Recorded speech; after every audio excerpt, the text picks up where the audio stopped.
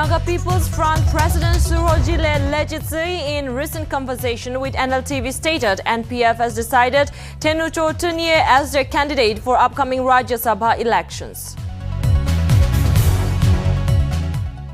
Nagaland ministers congratulates Yangseo Sangtam on being elected as the Deputy Speaker of Nagaland Legislative Assembly. Chief Minister Nipurio took down to Twitter and stated that he is happy to have young leaders take important role in the government. And Biren Singh has been elected as the Chief Minister of Manipur for a second time. Union Ministers Nirmala Sitaram, who landed in Impal earlier, made the announcement of Biren Singh as the Chief Minister. Aam Aadmi Party National Convener Arvind Kejriwal holds meeting with party's MLAs from Punjab. The meeting was held in Mohali and Kejriwal joined the meeting via video conferencing from Delhi. As the Russia-Ukraine conflict enters day 25, Switzerland has decided to play the role of mediator in resolving the prolonged war, with Swiss President Ignazio Cassis claiming that he could organize talks between Kyiv and Moscow soon.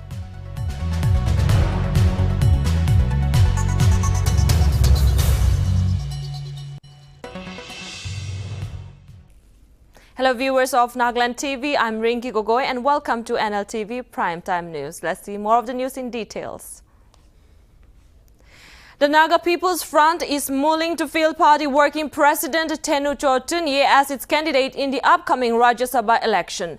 Notably, the President of the Naga People's Front, Dr. Surojile Lejitsi, said that NPF has decided to set up their candidate because their alliance party NDPP and BJP, without taking NPF MLAs in consideration, went to Delhi and decided to set up a BJP candidate to represent the lone upper house seat in the ensuing Rajya Sabha elections on March 31. While talking to Nltv on Sunday morning, Lejitsi said that the party has been waiting for their legislatures to nominate a candidate, but upon not receiving any response, the party decided to field Tenucho Tunye. President Surojile wrote to the leader of their legislature party, T.R. Zeliang, requesting him to take up the matter and entrust the required number of MLAs to sign the nomination paper of the party candidate. However, no response received yet. Well, as a political party, it is more or less an obligation for us to set up a candidate. And so, accordingly, we have planned to set up a candidate. But our MLAs are now working together with their colleagues under this opposition-less government.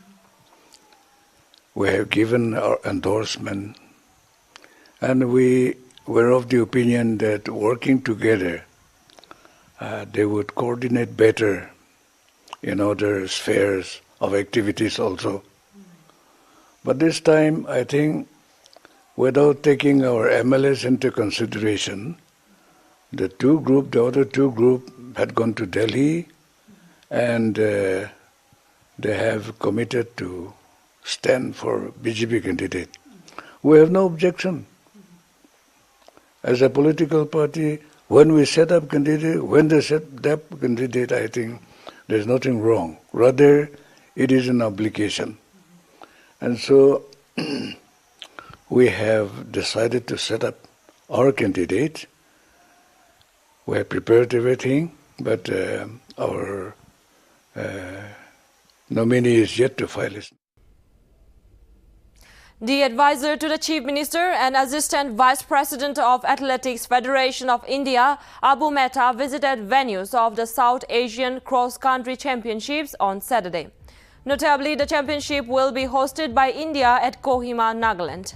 It may be mentioned that the DGP of Nagaland, John Longkumar, senior officers of police and sports department, members of the organizing committee and Naga Athletics also accompanied Mehta to inspect the venues.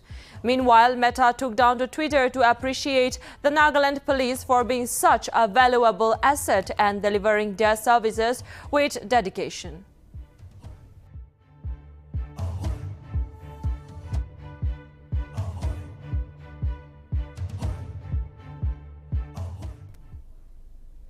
Nagaland ministers on Saturday congratulated young Seo Sangtam on being elected as the Deputy Speaker of Nagaland Legislative Assembly. Chief Minister Nltv took down to Twitter and stated that he is happy to have young leaders take important role in the government. Deputy Speaker Y. Patton wished Sangtam the best as he steps into this pivotal role. Furthermore, advisor of the Power Department H. Tovioto Ayemi tweeted that Sangtam's commitment and hard work have bestowed him the position. Meanwhile, Minister of Higher Education and Tribal Affairs Temje Nimna Along also wished Sangtam best of energy and enthusiasm on his new role.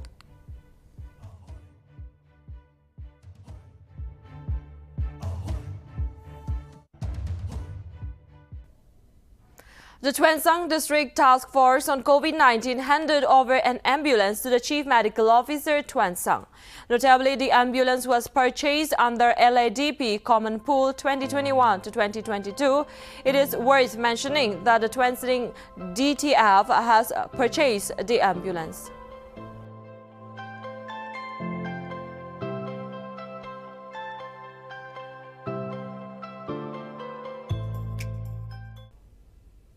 Wokha District Football Association President Y. Zuban has informed that there will be an open selection trials for the upcoming inter-district Dr. T. Ao football tournament.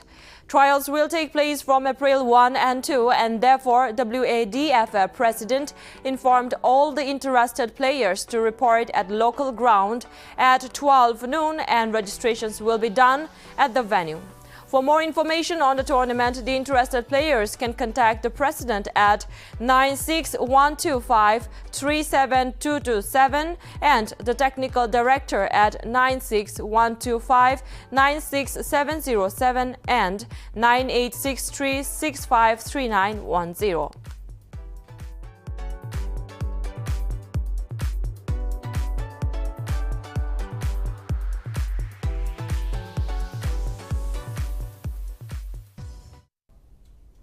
The Chozuba village under Pek district formally inaugurated the resting shed and travelers amenity by Chitsoru Vasa, BDO at Zakako, and notably the shed was sponsored by the 15th Finance Commission on 28 March 2022.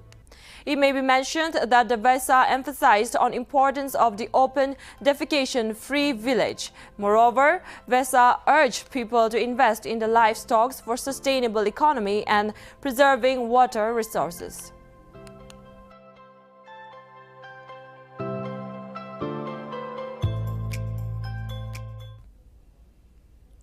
V-Movi Institute of Fashion Designing and Cutting and Tailoring organized annual fashion show event on March 19. National People's Party President Dr. Andrew Ahoto Sema graced the event as the special guest. Notably, the main aim of the event was to provide platform to the students of the institute to showcase their creativity and talent. Meanwhile, competition was held among 3 groups. Poised Mode Group won the Best Creativity Award, while Bass Mode Group was awarded the Best Garment Production title. Furthermore, prominent artists of Nagaland, Zano Nieka, NK Naga and ZT Slingshot entertained the audience with their performances.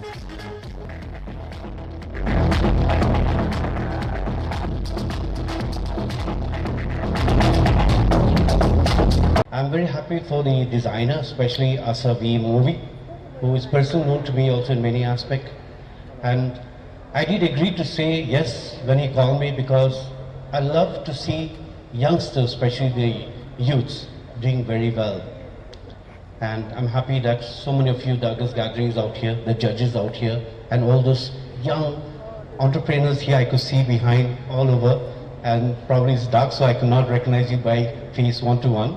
And I was late also, in fact, because I was told to come a bit late. And by the time we came, you know, the highway is transformed a lot because of the road widening. We took the wrong U-turn a bit far ahead. Then after the turn, then another 5-10 minutes we were stuck in the traffic jam. But ultimately we are here. I would like to tell the youngsters over here, those who are here, you can imagine that today's gathering out here, how did it just spark off? Institute of Fashion, Design, Cutting and Tailoring, Dimapur. Thank you for your presence. It truly means a lot. I feel so privileged and proud to be standing here to share a few thoughts, the emotional feelings and joy witnessing this moment cannot be compared to any. Looking down the memory lane of struggles and challenges. The Kohima District Football Association held its trial for Kohima District Team 2022 for the Dr. T. Ao Inter-District Tournament 2022 at the IG Stadium on the 19th of March 2022. Notably, 58 players from various tribes attended the trial, wherein 26 players were shortlisted. The selected players will undergo 2 weeks coaching where the best 20 players will be selected to represent Kohima district.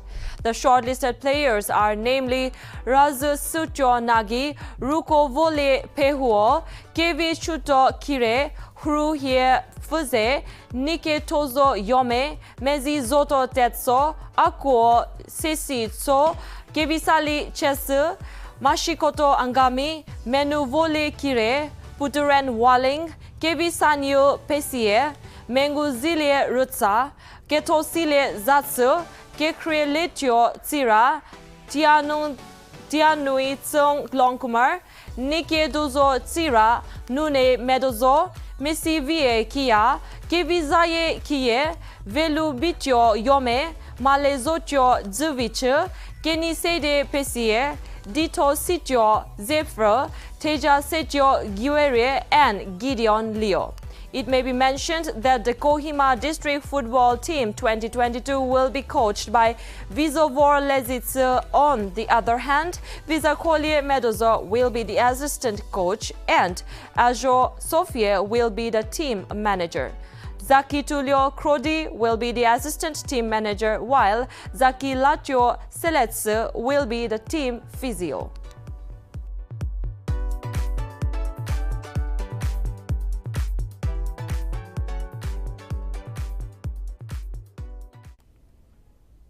The Naga Students Federation unanimously resolved to extend the non-cooperation movement against the Indian Armed Forces until justice is served to the victims of the voting incidents and all other victims of the army excesses committed in the Naga homeland.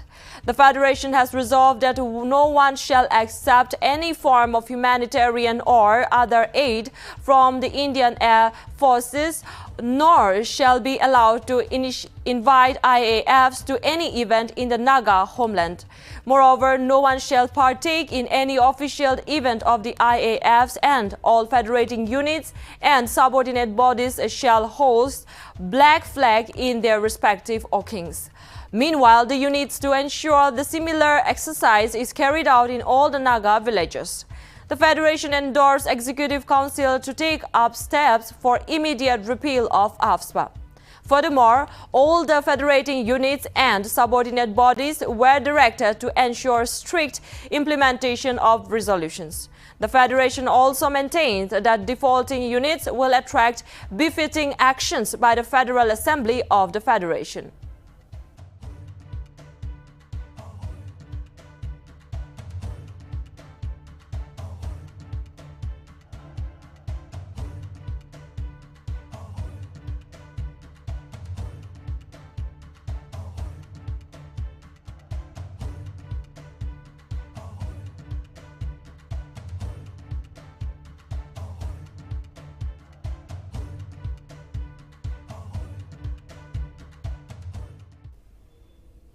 The Nagaland Pradesh Congress Committee has raised questions regarding the NPF's decision to nominate a candidate for the upcoming Rajya Sabha elections.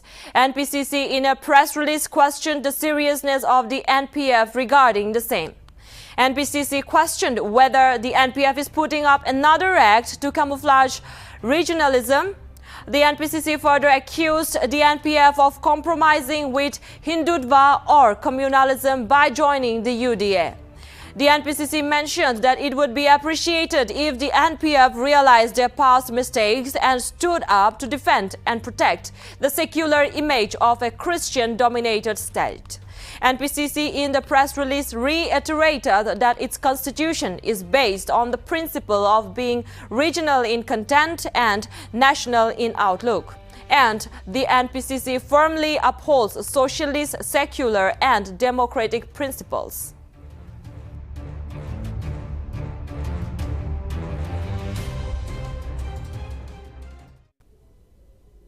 Shahwood 2 colony of the Shamator district organized a mass social work on Saturday. Notably, the social work was conducted under the theme Say No to Plastic. During the social work, the denizens of the colony cleaned their colony.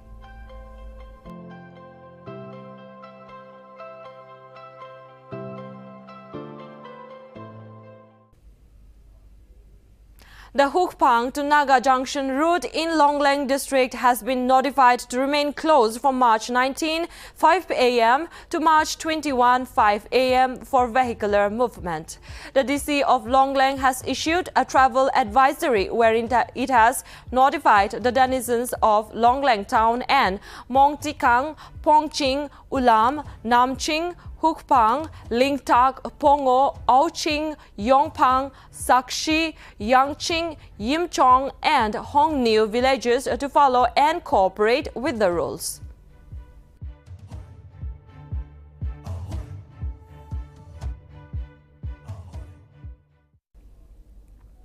N. Biren Singh has been elected as the Chief Minister of Manipur for the second time.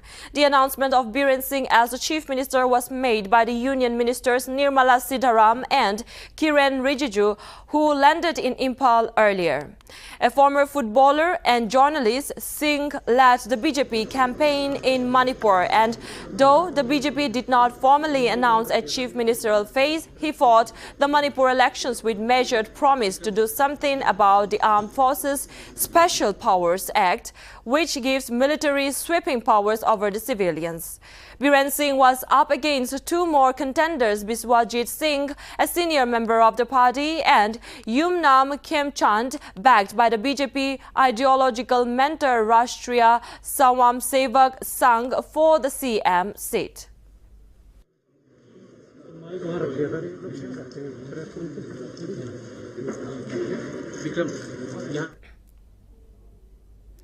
The inquiry conducted by the Indian Army into the horrific December 4 outing incident in Mon district of Nagaland is expected to get completed soon. This was informed by the Nagaland Governor Jagdish Mukhi while addressing the budget session of the Nagaland Assembly on Saturday. Nagaland Governor Jagdish Mukhi stated that the state government took every possible step to minimize the pain of the families of the victims. Earlier, Indian Army Chief General M.M. Naravain had said that appropriate action would be taken as per the law of the land against those who are found guilty in the December 4 Nagaland killings. Notably, at least 14 Nagaland civilians lost their lives after commandos of the 21 para-security forces opened fire during a botched counter-insurgency operation on December 4, 2021. It may be mentioned that the inquiry by the Indian Army into the killings, which is in its final stages, is being headed by a Major General. We also formed a special investigation team headed by an Inspector General of Police rank officer with other senior police officers as members for conducting investigation in the matter. I am happy to say that SIT worked at a good pace and has completed its investigation. The Army has also constituted a court of inquiry in the matter, and it is also expected to complete its inquiry. Uttarakhand BJP Chief Madan Kaushik on Sunday informed that the newly elected members of the Legislative Assembly will take the oath at the Vidhan Sabha on Monday, and the name of Uttarakhand Chief Minister will also be decided on the same day. The oath-taking ceremony will take place at 11 a.m. and meeting of the Legislative Party will be held in the evening, wherein announcement of the new CM will be made. Pushkar Singh Dhami and former Union Minister Ramesh Pokhriyal Nishank met the Union Minister Amit Shah on Sunday at his residence in the capital to discuss government formation. Dhami said that procedures for the government formation is underway.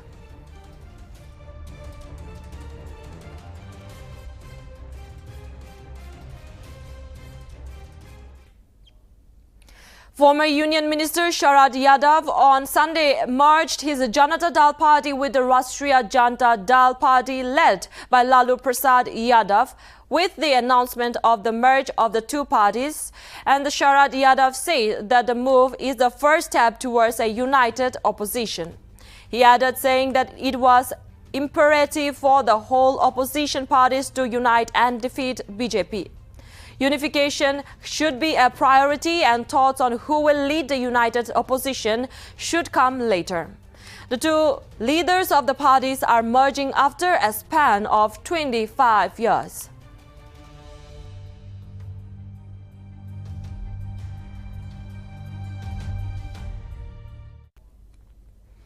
Aam Aadmi Party National Convener Arvind Kejriwal held a meeting with his party's MLAs from Punjab on Sunday.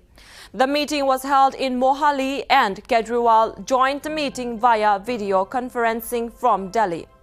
Notably, Bhagwant Mann took oath as the Chief Minister on March 16, while 10 Aam Aadmi Party MLAs, including a woman, were inducted in the cabinet on Saturday.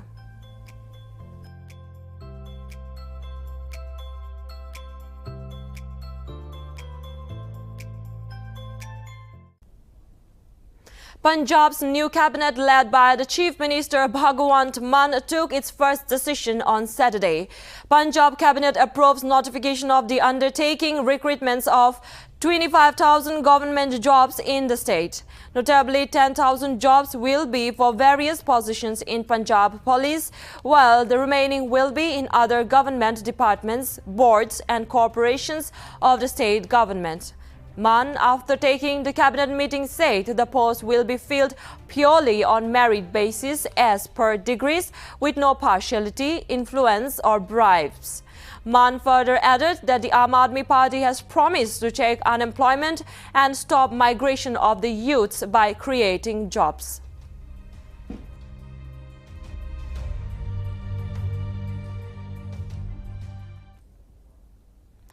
Ministry of Commerce and Industry said that India is in final talks to start wheat exports to Egypt, while on the other side, discussions are still ongoing on the two countries like Turkey, China, Bosnia, Sudan, Nigeria, Iran and others to start wheat export. Earlier on Thursday, the Agricultural and Processed Food Products Export Development Authority organized a meeting of key stakeholders in the value chain for promoting exports to those countries which have a huge shipment potential.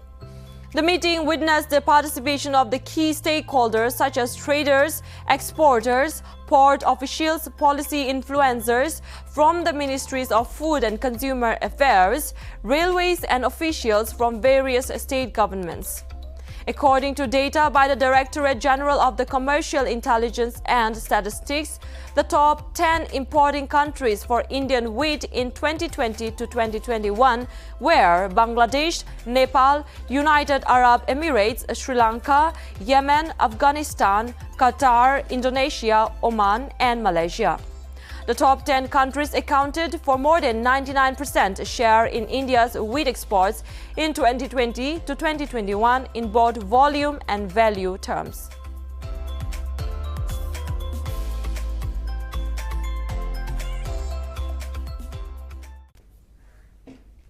Several Indian students pursuing MBBS in Chinese universities staged a protest outside the Kerala Secretariat on Saturday. The protesters sought recognition of physical training in India. Notably, students were forced to return to India after COVID pandemic broke out in 2020, upon which they continued their online classes and physical training at the government and private hospitals in the state. Meanwhile, A fourth-year medical student at Yangzhou University remarked that they don't have any recognition of whether Indian government will accept them. Furthermore, students demanded authorizations to get certificates to deem their education as valid.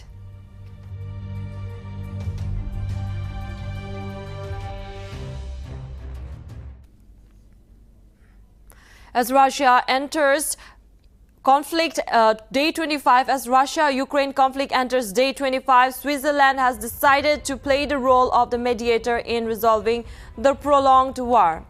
Swiss President Ignazio Cassis said that he could organize the talks between Kyiv and Moscow soon. The Mariupol City Council said that Russia bombed an art school where about 400 residents had sheltered. In another development, Russian forces have broken through Mariupol's defenses and are now inside the besieged city.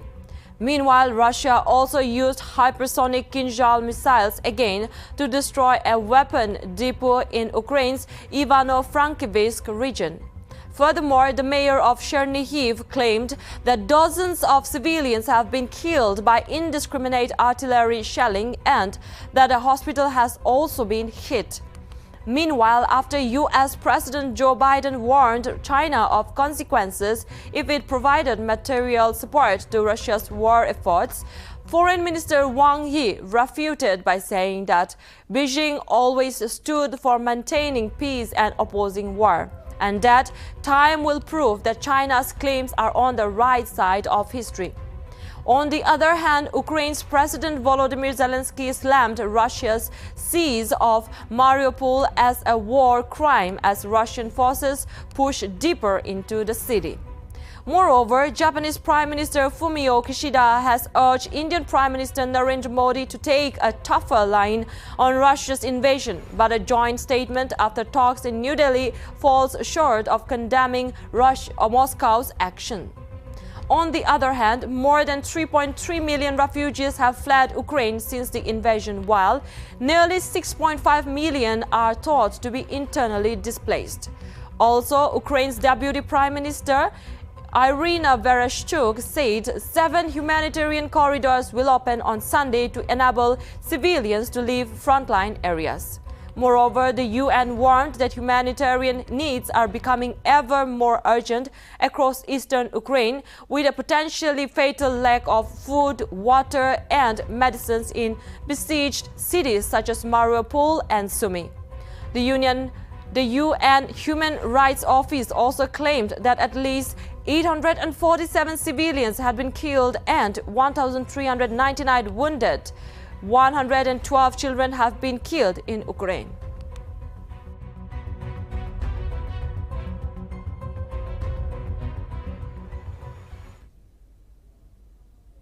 Israeli Prime Minister Naftali Bennett expressed delight over his first scheduled official visit to India on April 2 this year at the invitation of his Indian counterpart Narendra Modi.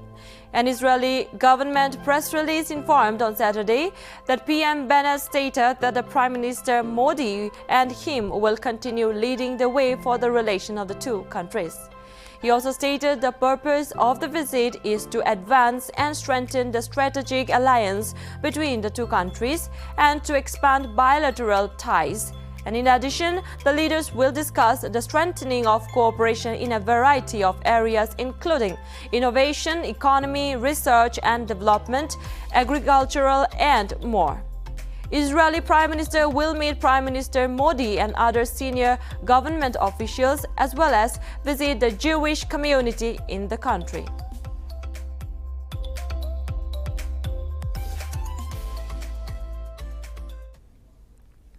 The Taliban will allow girls around Afghanistan to return to class high schools, which will open on March 22. After months of uncertainty over whether the group would allow full access to education for girls and women, it was stated that women would be taught differently and there would be restrictions for women. Since the Taliban took control of the country in the mid-August last year, it had barred girls from going to school across Afghanistan. Haider Bar, former senior Afghanistan researcher at the Human Rights Watch, stated that opening girls' secondary schools is hugely important. UN Secretary General Antonio Guterres on Friday welcomed the plan announced by the Taliban to reopen schools for girls and boys next week.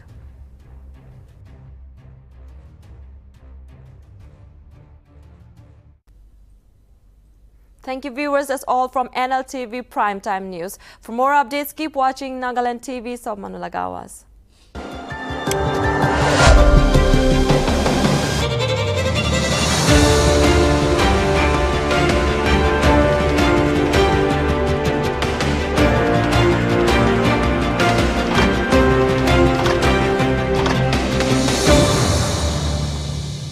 Do you dream to become a reporter? Or want to be a news anchor? Your dreams can be a reality now. Grab the chance to serve your